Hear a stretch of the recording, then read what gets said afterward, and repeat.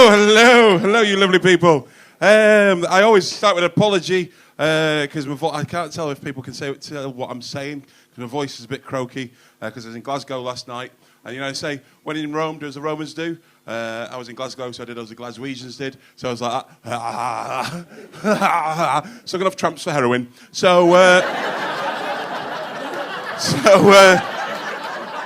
if I'm a bit throaty, it's you lot are fucking lovely. I never know what I'm supposed to say on stage, right? And I try and gauge it by my mum, right? It's about if I'm too afraid to say it in front of my mum, right, that I shouldn't say it on stage. But then I found out my mum's a bit of a slag, right? So oh, that opened up so many opportunities, right? I've been in a relationship with my missus for 17 years, right? And she gets on really well with my mum.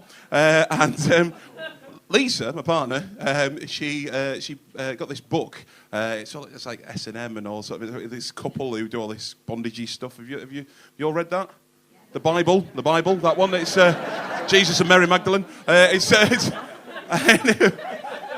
No, yeah, obviously 50 Shades of Grey, right? And then Lisa bought this book, read it, and then my mum loves reading books. She went, oh, can I have a read of that, right? And I went, oh God, right? There's a section in it. I think it's page 137. I'm not too sure.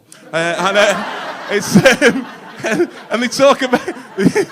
I've not read it. I've just read that bit. But they talk about what they're going to do to each other. So it starts off like petting and stuff like that, like in swimming, and then love beads up the arse, and then it gets on to all this kind of stuff. And I thought, oh God, my mum's going to go and read that, right? And I thought, I should be back in a few weeks, and she'll go, ooh, and get all flustered and everything like that. 2 days later, my mum had finished reading that book, and she threw it on the table. I went, that's a bit tame, isn't it? I went, oh, Jesus Christ. And the only problem she had with that book, she said, Che, what's paddling? Right? And you don't think you can have that, yeah.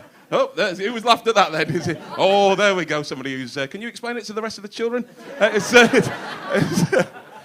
She went, what, Che, what's paddling, right? And I went, well, I think it's like when you get a paddle and you like spank somebody on the arse, right? And she went, oh, all right, cheers, Che. Because I thought what it was is like you're with your loved one, right? And you go out on a boat into a lake, right? But then you lose your oar.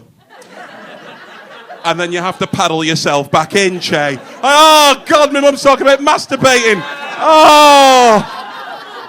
I prefer just to listen. Jesus. I'm from Oldham.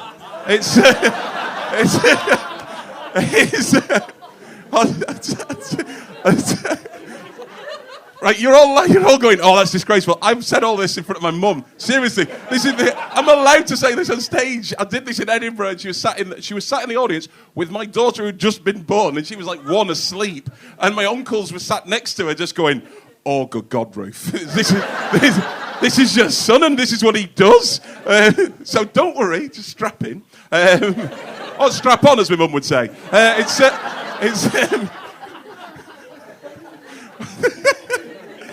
Like I say, I'm from Oldham. I'll tell you a little bit about my family. My dad came... I'm hearing in my own head what I'm about to say. My dad is from Barbados. He came over in the late 60s, the early 70s. My dad, he was a boxer. And my mum was an Alsatian. Poof, there we go. I've got jokes.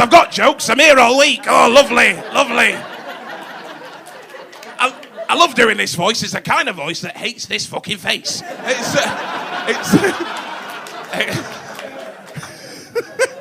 But he was a boxer, and he was also a wrestler, right? He was a late 60s, early 70s. Does anybody remember World of Sport? Is there some of the older... Yeah, you remember Big Daddy, Giant A-Stakes? Right? My dad wasn't at that level. He was slightly underneath that. He wrestled against people like Cat Weasel, Marty Jones and stuff like that. It was brilliant, but my dad didn't know how to teach me how to be a man, right? Back in those days, racism was a little bit more stronger than it was now, and he wanted to teach me how to be a man because he experienced all this kind of stuff. So what he would do as a wrestler, because he couldn't explain his emotions to me, what he'd do as a wrestler is he would get me into these submission manoeuvres, right? And he'd see how long I could last, right? So I'm like, I submit. And I was tapping out like that. And that wasn't enough for my dad, because my dad wanted to make me a proper man. So what he would do is, he would tickle me until I pissed myself, right? Horrible graduation ceremony. Sir, are you a wrestler, sir? Are you a wrestler? Because I'd seen you with my dad back in the 70s. What? No, they were part of a tag team. I got something about a rabbit before. I don't know. It was. I've just turned vegan. I'll go on to this. I've just turned vegan. I've been vegan, right? And being vegan's like being either gay or black, right? Because all of a sudden, people care what you put in your mouth, right? That's the gay bit. And being black, people think you're going to die from being it. I think I'm going to give it up, to be honest with you, because I hate being black. Give it up. I'll tell you another little story. I'll tell you a little story about racism before I go, right? Because sometimes it was either racism or cancer I was going to talk about today. Don't worry, I've had both, and I have. And when I was younger, I was 8 years old, and this is when my dad was teaching me about racism. I was 8 years old, and I came out this size. I was massive. I felt so sorry for my mum. It was a 49-hour labour. No problems. It was just took that long to cut this from a minge. Now, it's back on board.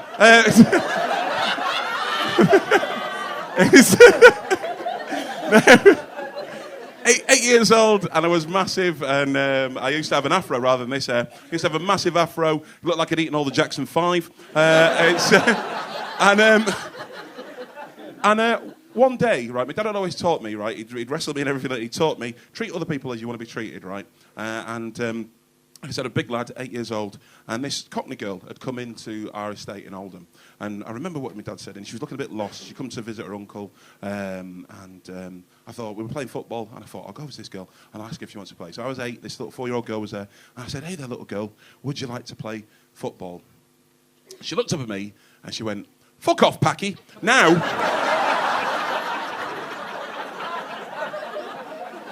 Welcome to Oldham. And I turned to this little 4-year-old girl and went, close, but no sitar. Now...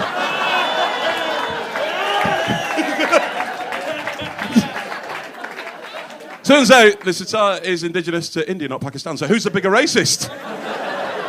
Me or that 4-year-old Cockney girl? Well, that 4-year-old Cockney girl grew up to be Katie Hopkins. So it was her! It was her!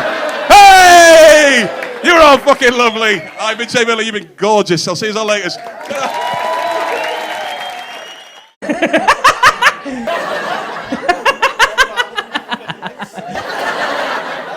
Ha